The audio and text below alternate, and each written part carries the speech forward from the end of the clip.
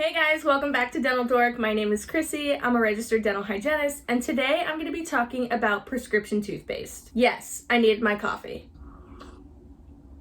Okay, for starters, what the heck is the difference between over-the-counter toothpaste and prescription toothpaste? And it comes down to strength. There's an ingredient in toothpaste called fluoride. Over-the-counter toothpaste is only allowed to have 1,000 ppm or parts per million fluoride, whereas prescription toothpaste can have up to 5,000 parts per million. One you can get at the pharmacy, another one you have to get a prescription, but sometimes if you're lucky, your dentist will have some in stock. Okay, so who needs prescription toothpaste? I usually recommend toothpaste for those that have a high risk for cavities. Someone that would be classified as a high risk would be someone that has a history of a lot of cavities. If they had x-rays taken and they show a lot of little starts of incipient or beginning of cavities in between their teeth. Then you have the patients that have dry mouth, recession, abfraction. The list can go on.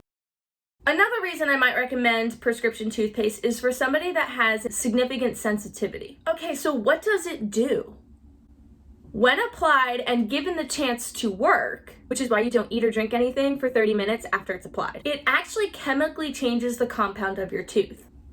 I'll try to make this brief. Your tooth surface is made of something called hydroxyapatite. When fluoride is applied, it becomes fluoridated hydroxyapatite.